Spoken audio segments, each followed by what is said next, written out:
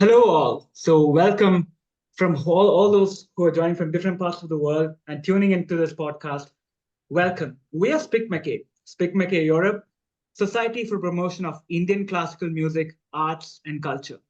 And we are a 47-year-old organization who were established with the aim of propagating, preserving, and taking every Indian art form to the nook and corner of the world. Not just India, but to different societies, to Europe, America, be it popular, be it niche, an art form, we've always been there to preserve and promote Indian classical art. And to talk about Europe, we've been here for the last 4 years. And SPIC MACAY Europe has organized multiple concerts, bear tucks, heritage walks, movie appreciation sessions, all with the aim of keeping art, culture, and tradition at the forefront. And as we enter our 4th year of existence in Europe, we are now starting a new chapter. And that's what we're going to call as the Backstage Banter. And this goes beyond the usual stages of concerts and explores the life of an artist. Explores the life of an artist, of what made them really inspired to delve in this journey of music or art. And what are those unique things that made them stand out in this journey? And today, gracing our first episode, we have Vidushi Bharathi Ramasubban, a carnatic vocalist who's based out of Paris. And she is an All India Radio Grade A artist. And Bharathi has had her skills honed by Sri P.S. Narayanaswamy. And her music resonates with the Semangudi Bani of music.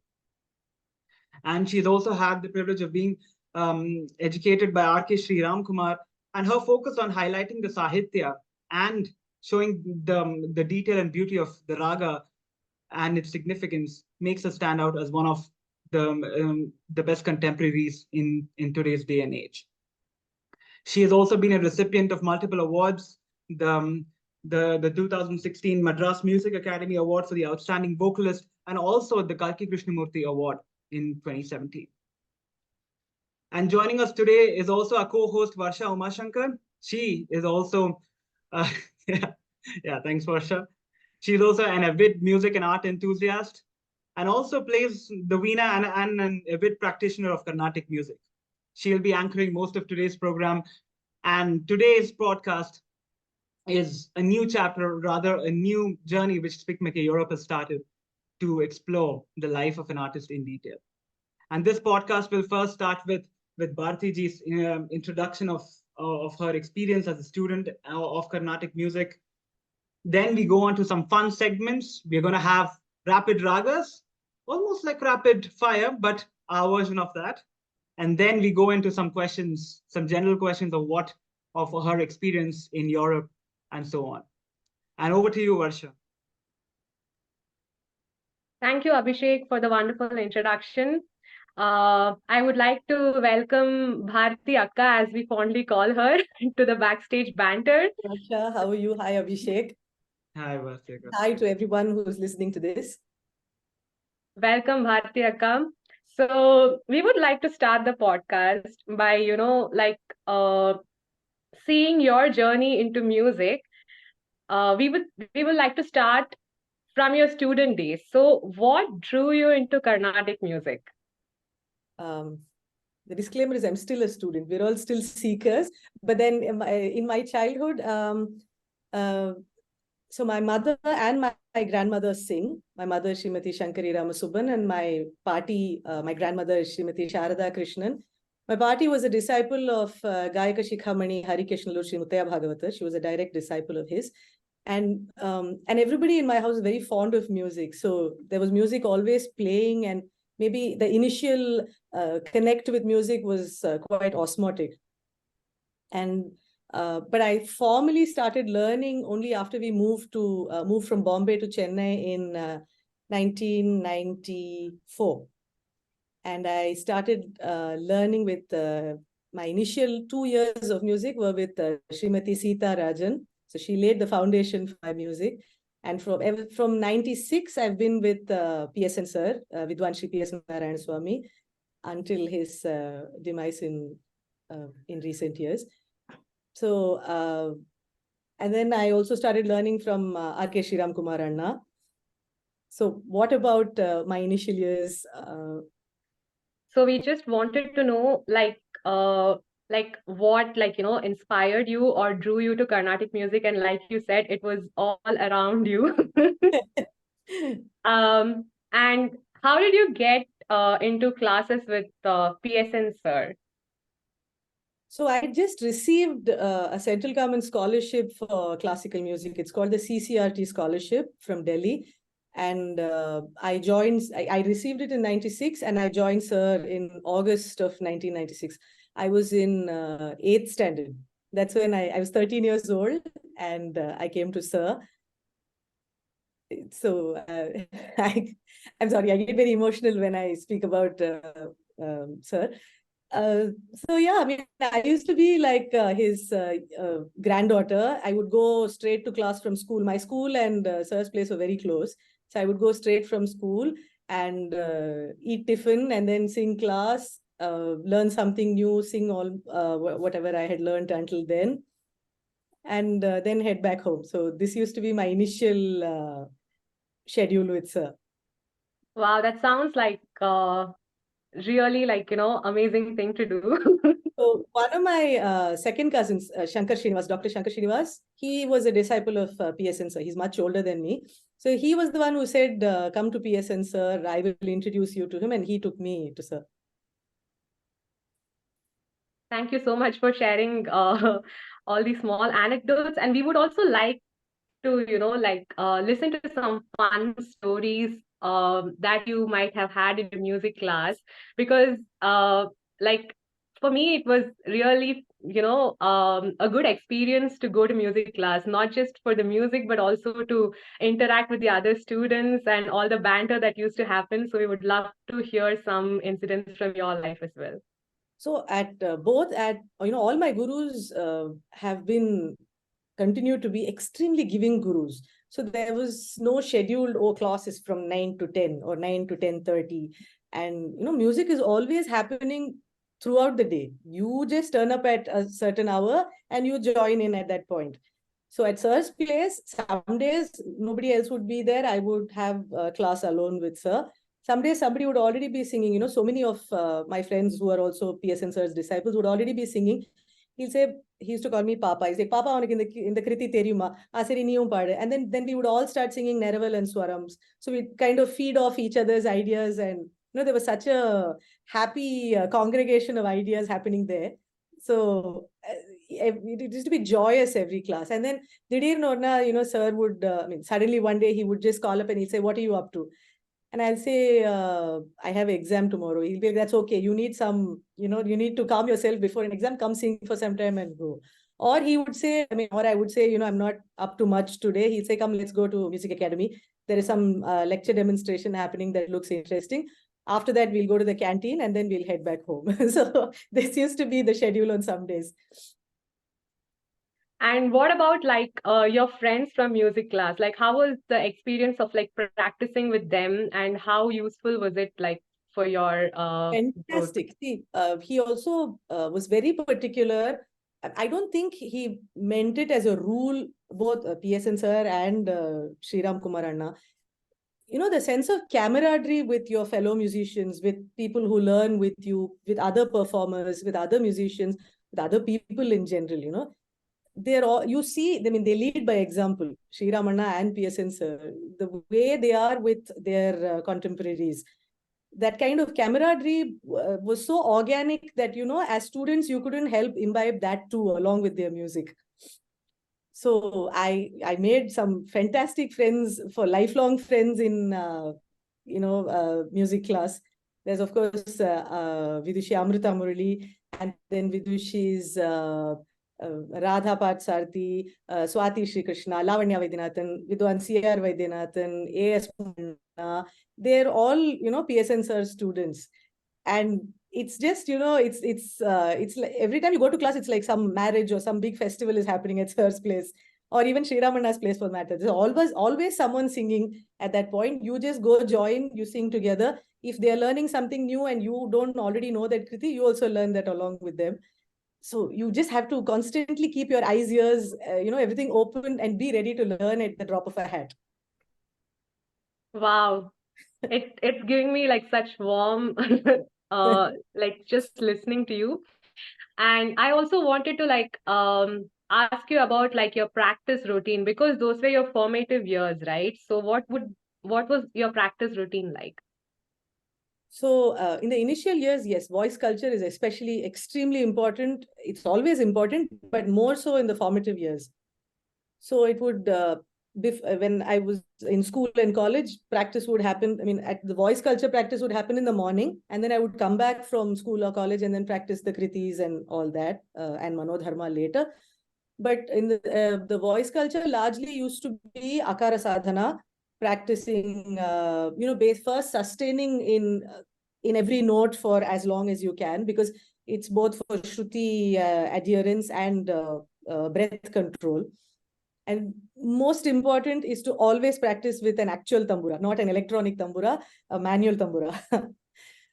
Because Sri Ramana always says, the voice tries to mimic whatever is playing next to it. So if it is an electronic instrument, it will try to mimic the tone of that. And if it's an organic manual tambura, it will try to mimic the tone of the tambura. So you akara sadhanas, singing notes, singing all the janta, dhatu varshais in akaram, 3 speeds of a varnam in akaram. And then a few more, particular voice culture exercises for specific needs and things like that.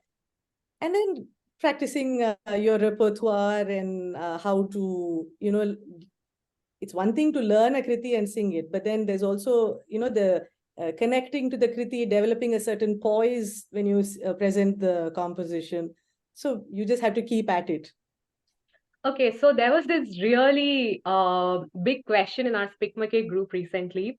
So everybody wanted to know what was the duration that artists usually practice. I know it differs between like vocalists and instrumentalists. So for you, what was like the maximum capacity that you could push your throat like in one day? There have been days where I've been at Sir's place or Sri Ramana's place and sung throughout the day. But then when you sung throughout the day, it doesn't mean you've actually sung for 8 hours.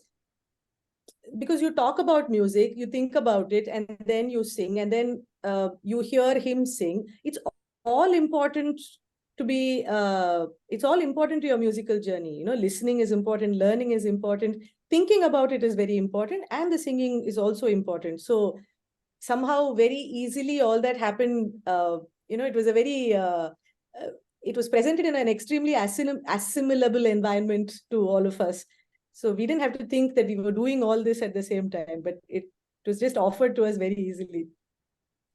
We just knocked out, I must say. And when you were young, like what was like one of the kritis that you were so excited to learn and you were always like, looking forward to like learning that kriti? Or maybe like more than one also, you can just like mention. There's so many kritis, all the... No, but something that you kept asking your teacher and then maybe you had to wait for some time until you could finally learn it. I don't know if they were, they are really sweet. I don't think they say, okay, wait, tumhara number aayega types. I don't think they say that. Lots of kritis. See, one of the first few kritis I learned from PSN sir was Dinamani Vamsha in Hari Kambhoji. And I've only heard Shemagudi Mama, that is Mahavidwan Shri Shemagudi Srinivasayar perform this. There are some concerts where PSN sir has accompanied his guru Shemagudi Srinivasayar, and where they would have sung swaras in Hari Kambhoji for Dinamani Vamsha, and it's fireworks. It's everything, the vocalist, the kriti, the way they have sung, the accompanist, it all comes together so beautifully. It's magic. There are so many kritis that they have woven magic like that. Cheta Shri Balakrishnam in Dvijavanti, Dinamani Vamsha in Hari Kambhoji, Janani Ninuvina in Riti Gaule, the Yadukula Kambhoji Swarajati of Shama Shastri. Rave Himagiri Kumari, which is the Todi Swarajati. Again, a masterpiece. It's so beautiful, and it's been sung. There is a recording of Srimati M.S. Subbalakshmi and Sri Shamangri Srinivasayar singing together. It was later released as an album called Divine Unison, in which they would have sung Rave Himagiri Kumari together. Beautiful.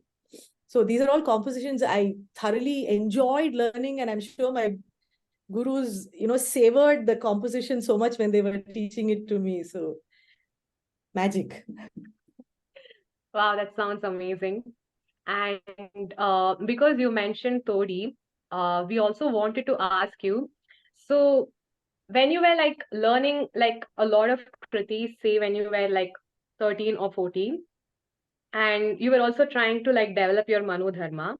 So what was like your experience with ragas like Todi? Did you enjoy them naturally? Or was it like with practice that you started appreciating them more?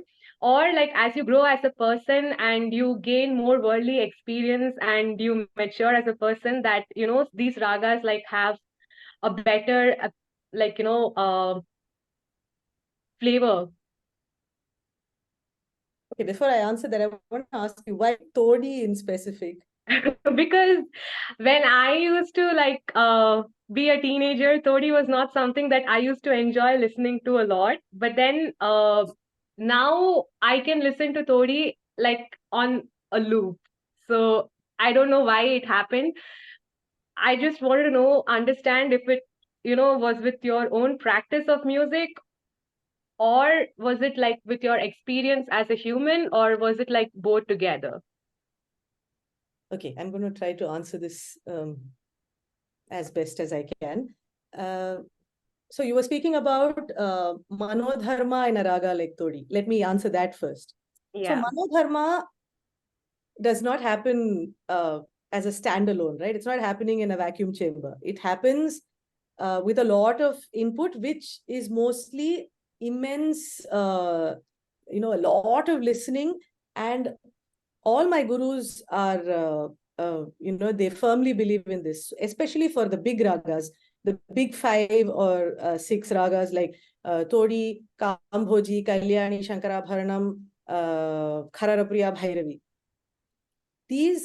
The more compositions that you know in these ragas, the better will be your view of the kriti, because every your view of the raga, sorry, every kriti or every composition gives you a certain a vantage point view of the raga. Each one might be different.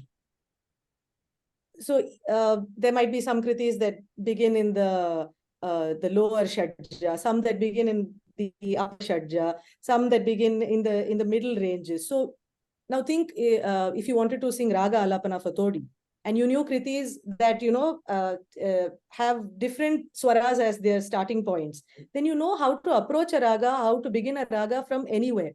It's not like you have to begin from below, sing the middle order, then go up, and then sing a few more sangatis, come back to the middle, come to the end, and finish. So it doesn't have to be like that always. So the more kritis that you know in a raga, it will give you a more rounded view of the raga. Now, appreciating a raga, I don't know, it just comes from how many greats you've heard, their recordings and their own musical genius, combined with the prolific imagination of the composer, the Trinity or other great composers. When those come together, then, it does something to you when you listen to it. But then again, like you say, your life experiences, and as you grow, how it touches you or what it triggers in you will differ, of course. Okay. Yeah, I just was curious to know like your personal experience with these ragas. I'm trying to Okay. think what was my view of Todi when I was very young. I always liked it, and I learned a lot. In the initial years, the most compositions I learned were in Todi for some reason. I don't know why. Okay. So now that we got like an overview of your education in Carnatic music when you were growing up, we would like to now go like, into a fun segment. So if you could meet like one artist from the past, Mhm. who would it be? And what is like one question that you would like to ask the artist? Okay. So one of my biggest regrets is that I haven't heard too many of the yesteryear greats live. I haven't heard Srimati M. S. Subbulakshmi live. I haven't heard Vidwanshi K.V. Narayan Swami live. So that's a bit of an angst for me. And if I'd like to meet all of them though. I mean, that's just me being greedy. One thing I would definitely like to be a fly on the wall when they were practicing, and just to see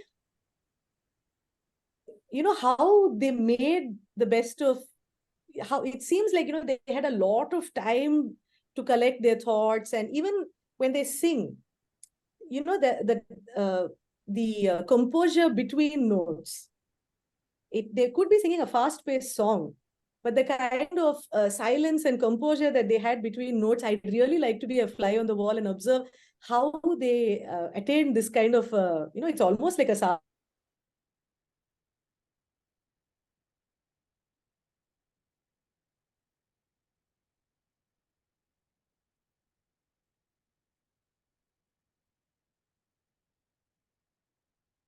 thing that says it all. Yeah. Okay, that's an amazing thing that you mentioned, the silence I like between to the be a notes. fly on the wall, when the Trinity were composing, to see what thought process. Yeah, apologies. I think the And internet yet dropped it off. doesn't, it's not just a list. Okay. And yet it doesn't just comes together so beautifully. So I'd really like to observe how this came about. Yeah, I wish we could have Muthuswami Dikshitar on Backstage Banter, but okay, what was the most like difficult kriti for you? Like at that point when you were learning, See, different compositions can offer different challenges based on your circumstances at that point or that day or that moment. Sometimes it can be that it's just not a genre within a subgenre within your own style of music that you're not very used to singing. You must have heard a lot of it, but you're not used to singing that subgenre, say like a kshetriya padam, or it could just be a really huge magnum opus composition that you've heard so many yesteryear greats perform that it gives you a kind of trepidation when you're singing it for yourself. You're just so overawed by how you've heard them perform this composition that finally when you're singing it, you have that colossal image of the composition in your head and how it's been presented in all its grandeur. Or sometimes it could just be a mind-boggling number of sangatis like Koniyadina Napai in Kambhoji. But then there is such a beautiful sequential progression of Kambhoji that then once you've decoded that, then it becomes easier. So there are different challenges, but overcoming that is a joy in itself. okay, but you wouldn't want to like name one specific kriti.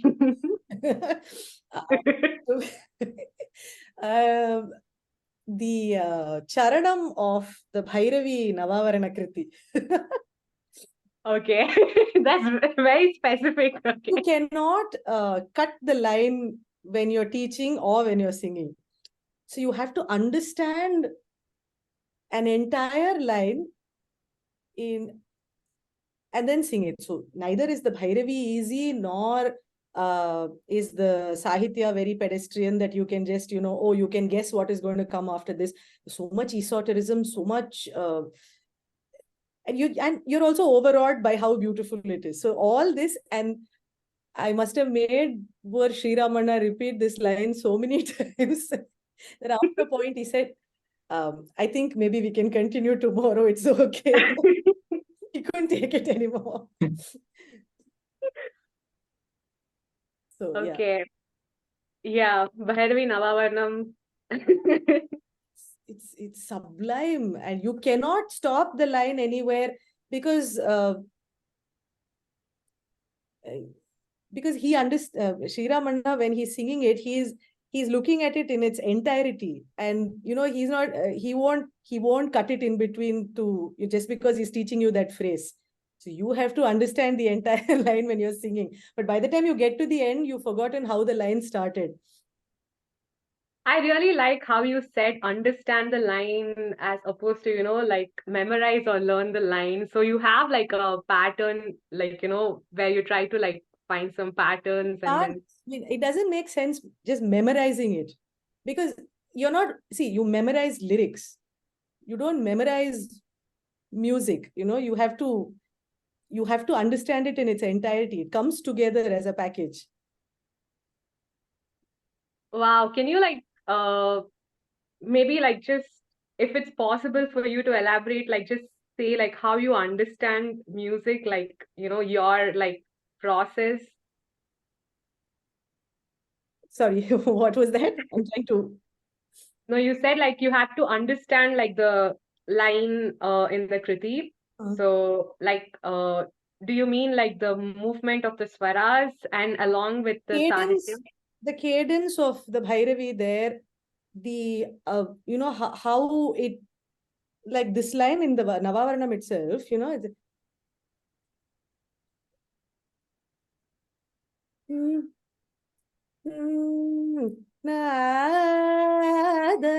Nadamaya Sukshma Rupa Sarva Siddhi Prada Adi Dasha Shaktya Rajita Murte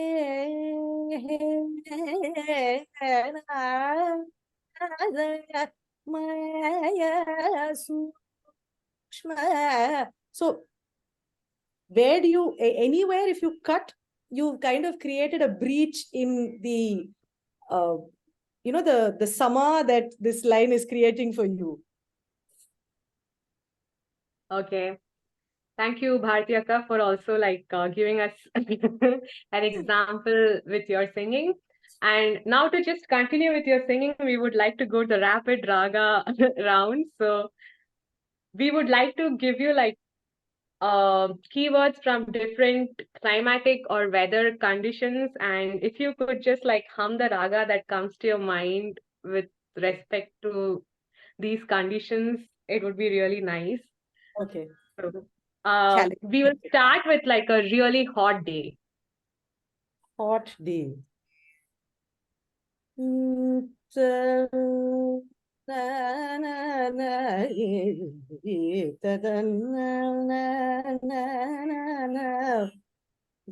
I've sung Purvi Kalyani on many hot days in Chennai where it's always hot. So, so probably Purvi Kalyani for a hot, humid day.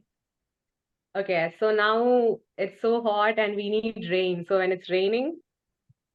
When it's raining.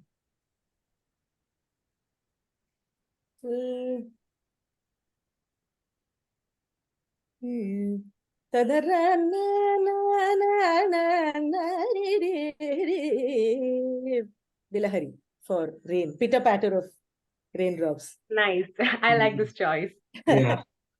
Okay, so now we have, the nice breeze in Chennai you get after a really hot day in the evening, and you're just waiting for that breeze, and you're like, oh, thank God. So, the balmy sea breeze that sets in at 4 o'clock. Yeah, exactly.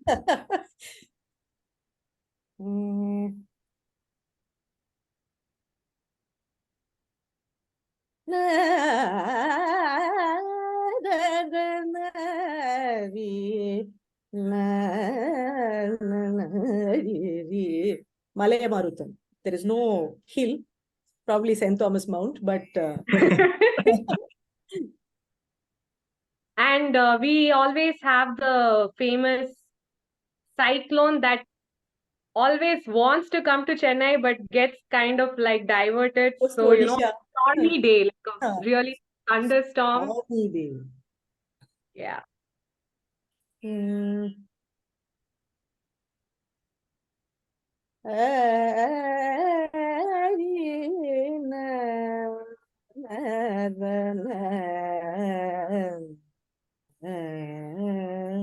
Vrindavana Saranga. No. More so because uh, I didn't realize that was the day. I realized only when I went home from class. I learned Saundarrajam Ashreye in Vrindavana Saranga, a composition of Muthuswami Dikshitar on Saundarraja Perumal of Nagapatnam. And in the Charanam, he speaks about Ambudhi Garva Nigraham, someone who quelled the arrogance of the ocean. And I learned it. And I went home and I realized that it was the first anniversary of the tsunami that hit Chennai. I mean, that hit the coast of the eastern coast of India. And so I saw whenever it's stormy, while, it wouldn't be an intuitive choice to sing Vrindavana Saranga for storm, but for some reason that stuck with me for some reason. Yeah, it's so nice to discover, like, your personal experience and then how you relate to ragas. And like you said, maybe it's not intuitive for everyone, but yeah. And now that we are in Europe, you have had your share of winters. So, Oh, yes. yeah, when it's really cold.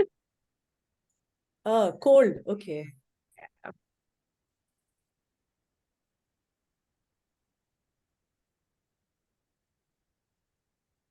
Well, this is not exactly representative of cold, but it's what I need when it's cold.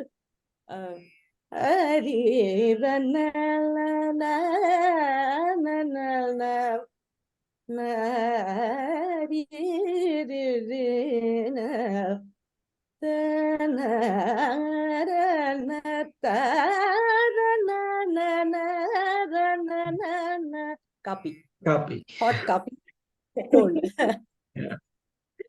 Abhishek, would you like to add on to this Yeah. list? Is there any raga which is which gives a vibe of mystery or intrigue?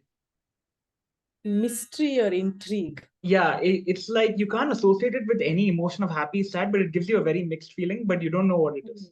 That's why mystery or intrigue. Maybe Ahiri? But I don't know if sometimes you might think that it's very overtly pathos inducing or something like that. But I also think there's an element of mystery, a mystique more than mystery to it. Or maybe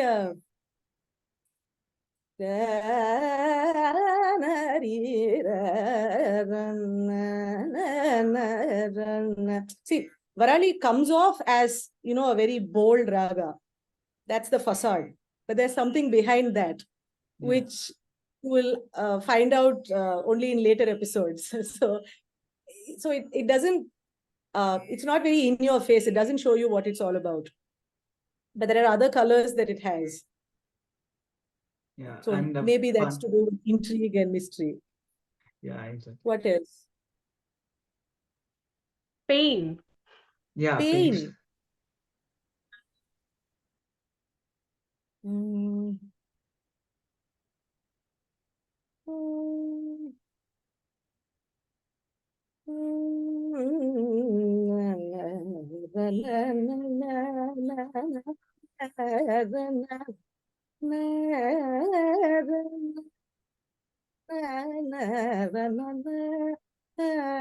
Mukhari. I don't know if it's pain, but it's something that, catches your throat. It's inexplicable. It's not necessarily pain, but longing or desire or that something unrequited. I don't know what it is. So okay, let's end on a happy note in this segment. So what is your choice for a happy raga?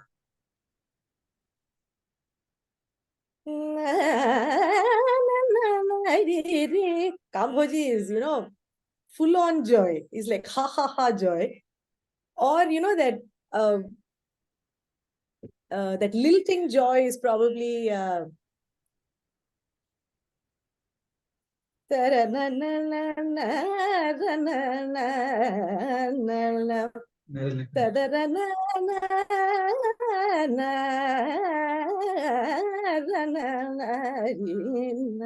Nalina Kanti. Yeah. Wow. So thank you, Bharti Akka, for this fun segment. And with Pleasure. that, I hand it over to Abhishek. Yes, Yeah. Abhishek.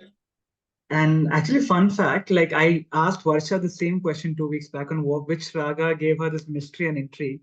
And she also, the first raga which came to her mind was also Ahiri. Ahiri. Yeah. And in fact, even to Ravi also, I asked the same question. I don't know why some ragas give me this mixed feeling. Somehow Ahiri was the common raga, which even Varsha also said like was quite intriguing. I don't know if this is the reason, but a lot of Kathakali padams are in Ahiri. So there is a certain mystique to Kathakali as an art form itself. I don't know if that is what is causing us to make the connect. Right. I don't know. I could be completely off there, but Yeah, I understand.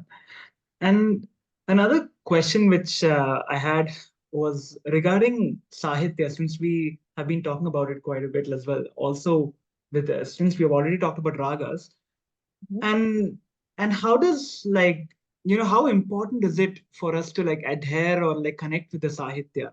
Because when we look at the fine line between raga and Sahitya, there's a question which has often come into my mind is, does one elevate another, or does one go hand in hand, or is it like raga gives life to us to a Sahitya, or like Sahitya raises the prominence of raga? I would really love to hear your thoughts on this. Adhere, absolutely, you have to, because we don't have the right to mess with the integrity of a composition. It's a composer's creation, and it is not up to us to sing whatever we please. You have to learn and sing the Sahitya as it was composed. Now, making a connect, so every composition has been made with a certain emotional intent, or it was done in a certain emotional context.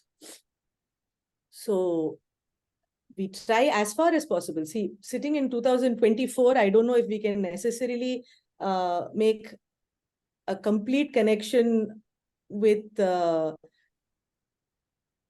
whatever caused that emotion at that point, in the 1700s or the 1800s. But you try as far as possible, and their music and Sahitya makes it very easy for you to make that connect.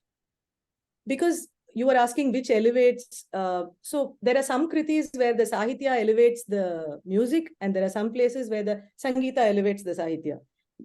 There are some where they go completely hand in hand. There are some where one takes a slight backseat and projects the other forward, and vice versa, the Sahitya and the Sangeeta. So, what is the second part of your question? Sorry. Yeah, basically like how they go hand in hand, or like if there's like one precedence over another. Because as a listener, like for majority of my life till now, for me like a raga is stuck with me. So like always that thing comes to my mind about Sahitya and raga. That's the thing I wanted to ask about. Is it like a bias between a listener and a person who practices music, or? So it's layered, right? So if you want to cursorily enjoy what's happening, then probably it's not mandatory for you to know how the Sahitya and the Sangeeta connect. But that's when I think probably the performer helps you make a connect, where the lyrics and the music are so impeccably performed that you don't see one without seeing the other. They kind of they are a single entity. One doesn't exist without the other. Yeah. So probably this is where the performer takes you along on that journey of being able to appreciate both. And as you unravel layer by layer, then you get a deeper sense of appreciation of the composition. Yeah. Thanks for that question, for the answer. In order Now, for us to make this connect, in order for us to make this connect is why most of our composers did not compose only the lyric or only the music. They were Vak Geyakaras, where the Vak, the music, the words, the poetry, and the Geya, the music, are both theirs. And they were composed together. yeah. So when you hear the compositions, it's not like one day they finished writing the lyrics and then they came back another day and looked at it and, set it to tune like that. It somehow doesn't come across that this is how it must have been composed. I just wanted to ask one thing in between. So because you said they go hand in hand, so I would really like for you to give us like an example, like where you can like show how the swara and the sahitya go hand in hand. This is something that my guru, Shri R.K. Shriram Kumar, constantly talks about, the unison of Sangeeta and Sahitya, and especially in the compositions of the Trinity. Not that it's not there in other compositions, but more so in these. So, for example, Vandanamu Raghunandana in Sahana, composition of Tyagaraja Swami. Vandanamu Raghunandana. So, it could have been any phrase in Sahana for Vandanamu. But that beseeching tone of saying, where he's offering his pranams, Vandanamu Raghunandana, that cannot be in some upper sthai note, because when you do namaskara, you go down. It's not like you're hanging from up there. So the tone of the sahana along with the tone of what is being said comes together.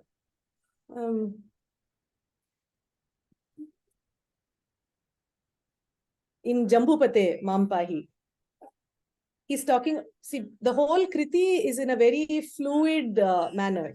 Jambupate is in praise of Jambukeshwaram, which is Tiruvannaika near Trichy.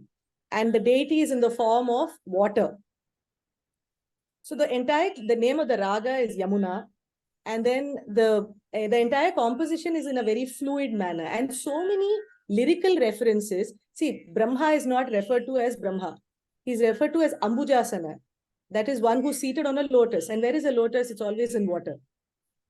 And then he talks about the throat of the goddess, which is like a conch. So everything, all these references are to do with water, the ocean, rivers. And finally, he's speaking about where the Lord is in the inexplicable supreme form. So he's there. See, when you're speaking about the supreme soul, it cannot be in some lower note. So there it goes.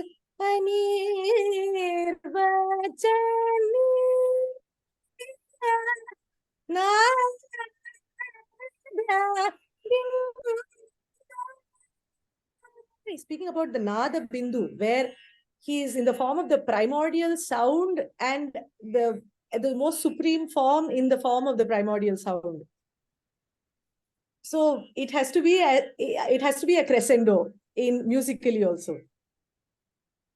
The Anirvachaniya Nada Bindu cannot be, I can't even sing it any other way. So, and in Shama Shastri's Mayamma and Ahiri, he's saying Sthiramani Nammiti.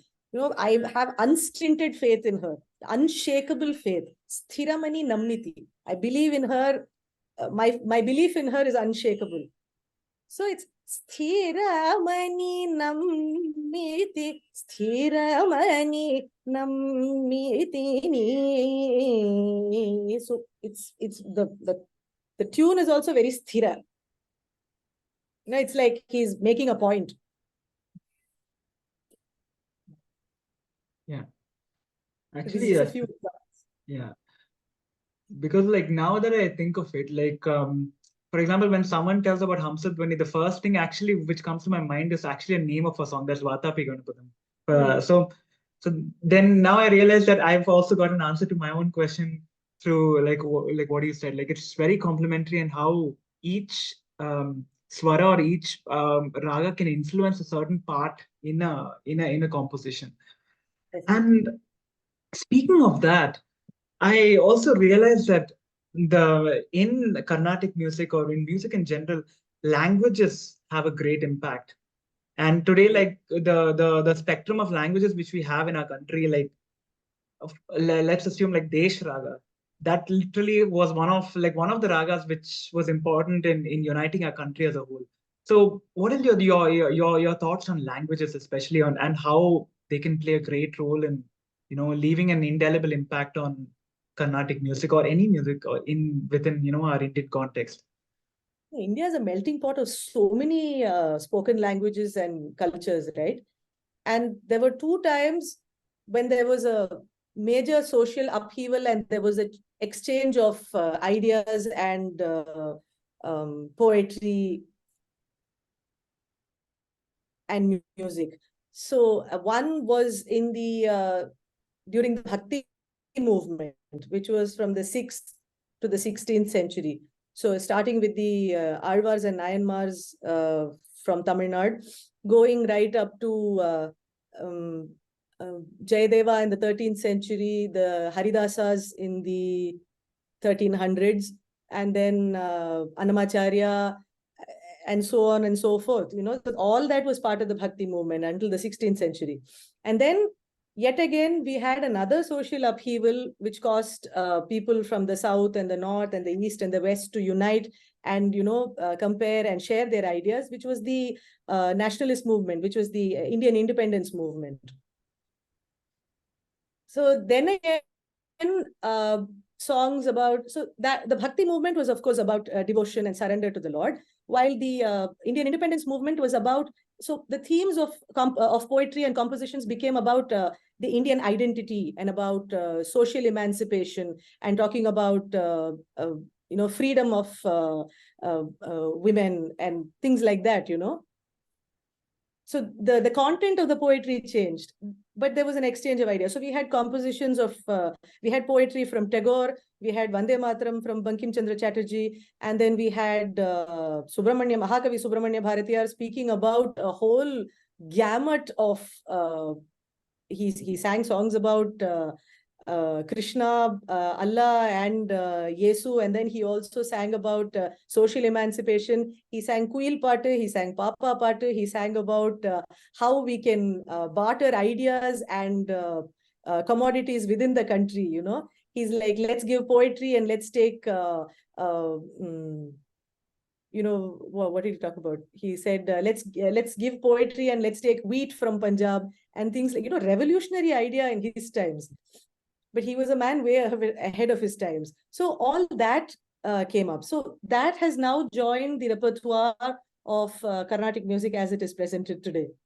So many languages, Initially, Carnatic music was focused on the 4 southern languages, which is Sanskritam, Tamil, Telugu, Kannada, Malayalam, 5. And then it's now come to include Sanskritam, yes, but we have Ashtapadis from Jayadeva. Then we have Abhangas from the Varkari saints of Maharashtra. Then we have Tagore's poetry. We have Vaishnava Janato, which is in Gujarati. Then we have a Shabad from Guru Granth Sahib that Srimati M. Subbalakshmi is very famously performed. So, yeah. And is there like any of these compositions that have always like when you think of this era of music, is there any one composition that comes to your mind? Like you mentioned Bharatiyar, you mentioned also like Vaishnava Janta. Is there any, maybe just that 1 or 2 compositions which come to your mind immediately when someone asks you maybe about this era of music? that, like you said, Bharatiyar. Yeah, Subramanya Bharatiyar is I just adore him and his poetry. So, what can I sing? பாரத தேசம் என்று பெயர் சொல்லுவார் மீதில் பயம் கொல்லுவார் துயர் பகை வெல்லுவார் வெள்ளி பனிமலையின் மீதுலவுவோமடி மேற்கடல் முழுதும் கப்பல் விடுவோம் பள்ளித்தலம் அனைத்தும் கோயில் செய்துவோம் எங்கள் பாரத தேசம் என்று தோள் கொட்டுவோம் எங்கள் பாரத தேசம் என்று தோள் கொட்டுவோம். That was really nice. That is in Desh, as you mentioned. Yeah, Desh Raga. Yes. And now that, like, you know, on a personal level, like since Bhartiji, you've been in Europe for the last so many years almost. And How many now years? I want to really talk 3 years. about, sorry. It's going to be 3 years, yeah. Yes, I mean, that's still longer than how long I've been. But like, and now I want to talk about like how Carnatic music can fuse with you know, the whole Western culture here, or like with European societies, or like culture in general. And as an organization, for example, like SPIC MACAY, we've always focused on promoting art, like through schools, or like through different conventions. And what do you think, like, you know, this is not just for SPIC MACAY, but for anyone who wants to like, you know, make the message of Carnatic music or art in general to reach people here? What do you think, like, would be, like, you know, a right avenue? Like, for example, let's say schools. How do you think art should be presented in a way like that students can learn more easily, or like especially European crowd? Like, this can be students or even crowd. Okay. I'm thinking. See, you have the added responsibility of taking this to them, because you can't assume that they have any prior idea of what this encompasses, right? This form of music. I don't know, I'm thinking. So the best way to go about it is maybe shorter performances, but then you also speak about the context of what you're presenting. And then take it. It has to be a conversation. Only then you'll realize what it is that they're trying to understand, and maybe you can help them bridge the gap between what is presented and what they perceive of it. Yeah, that's pretty interesting, because you know, most of the events we've gone to, like the crowd often asks, you know, some questions, like to me or like to anyone, like, what does this part mean, this part mean? So I understand that, you know, when music or any art is presented, we really need to go to that grassroots level to show them, like, okay, fine, this is what these are, like 4 or 5 different parts of music or certain things. So I see like how difficult it can get at one point of time to explain. But that was pretty interesting when you said, like, you know, to present it more shorter, more concise, so that people can grasp easily. Like, we are also like a child while learning new things. So no, it's like how I would be at. I thoroughly enjoyed it, but I can't say I understood, you know, the what was going on to an exactitude. Like I was at a flamenco performance in Sevilla. Oh, it was fabulous. I enjoyed it, but there were even some parts of it that echoed with my Carnatic classical background. You know, there was some overlap where I felt it connected to my genre of music, but maybe they don't think so at all. I can't say I knew exactly what was happening, but I thoroughly enjoyed it. So it starts with enjoying what is happening and then trying to understand.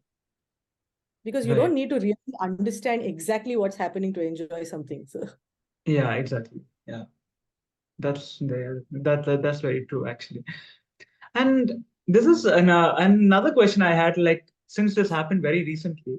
So since we also discussed about like practice routines of music, I was so I'll just tell one incident what happened here. Like every now and then me and my friends, we often get together to jam about music, especially, you know, starting with the old songs of Kishore Kumar, Mohammad Rafi, till or even classical songs. And often what happens on weekends is, someone next door would just ring the bell and say, like, you got to stop the music, and it's the weekend, you can't do that. And as an artist, when I also wonder, like, since you have to practice like on a consistent basis to keep the craft and also hone the craft, have you experienced, like, in Europe or anything like that, where people have actually Thankfully, where I live, I don't know, they have fabulous soundproofing or what. None of my neighbors has complained until now. So I'm quite lucky that way. In spite of all the practice with tambura, without tambura, teaching classes, practicing by myself, nobody has come up yet and said, we can hear you and it's too loud. So thank God for that. Bharti Akka sings very well. See, that's the catch. That's not right. I mean, see, then again, we're assuming that they will hear it the same way that we hear music, not necessarily, because I remember this friend of mine from when I was in university in the UK. She was initially a little unnerved by the sound of the electronic tambura. And she used to play Western violin. And she was still taken aback by how this sounded. So we assume that everybody hears things or sees things the same way as we do, but that's not necessarily the case. Yeah, that's right. Yeah. And yeah, like that, because like over here, I've often faced that problem. But I think like off late, maybe our singing has also gotten better, because now when some of my friends come here, like my Abhinand, he also plays the mridangam. So we kind of do some kind of jamming sessions with other people. So I think maybe the audience also will seem to like that, because over time the amount of people coming to ring bells have also reduced quite a lot. But yeah, like any is there any message you have, like, for budding musicians in Europe, especially, like, for example, like anything you would like to say as one of our last remarks or something like that, a message which you wanted to say, like, for budding musicians. Budding musicians, as in you mean students of music, as in or performing musicians, or? Yeah, exactly. No, I'm asking you, is it for students, or I mean young children who are learning music? Young children, yeah, because that's our target of our podcast as well. Okay, so you have to listen as much as you can. The more you listen, the more you're opening up yourself to learning and picking up new ideas. So I'm speaking specifically to Carnatic music. I mean, yes, please go ahead and do listen to other genres of music as well. But if you're a student, a practitioner of Carnatic music, listen to a lot of senior musicians, yesteryear greats, and kind of immerse yourself in this as far as possible. Don't be in a hurry to perform when you're 7, 8, 9, 10, not really required. I mean, learn as much as you can, because children are like sponges, the amount of music, the amount of anything that you can learn when you're younger is way more than how much you can as you grow older. So, and yes, so like I said, to have an environment that is conducive to music is also very important. It becomes very easy. It becomes osmotic at one point. If everybody around you is listening to it or singing, then yes, the child or the student of music will pick it up that much more easily. So yes, and learn from a good guru. Even if you do learn from electronic sources, which is inevitable now, do also sing it to your guru and show, because you might have understood a sangati or a nuance very differently from how it was actually sung. So your guru can correct it for you. Yes. And keep practicing. Lots of practice. Actually, that's exactly what SPIC MACAY Europe is trying to do, to have more concerts for people to come, especially young students. And Abhishek, since you're from Netherlands chapter, please do the honors and tell us about the concert that's going to happen. Yes, to also our listeners, we are going to have a concert with Bharati Akka next Sunday on the 2nd of June in Amsterdam. And we're going to have it at the Amsterdam Kriya Hall. And that's also another significant place, because it's one of the centers of music, dance, and art in the center of Amsterdam. And Bharati Akka will be performing for us for this amazing concert, which we're going to have. And yes, we really look forward to that. And as we come to a close to our first podcast, Backstage Banter, maybe to make it more nice to hear, I'll say Backstage Banter with Bharati, BBB. As but yeah, like we really thank everyone, all our listeners who have joined in for the first episode. Do follow us more on on Instagram and Facebook at SPIC MACAY Europe. And yes, we'll be back for our next Backstage Banter really soon. So thanks a lot. And yes, you all. Thank you, Bharti Akka. So much. Looking forward to meeting all of you on the 2nd. Yeah. So, eagerly looking forward. Thank you. Thanks a lot. Thank you.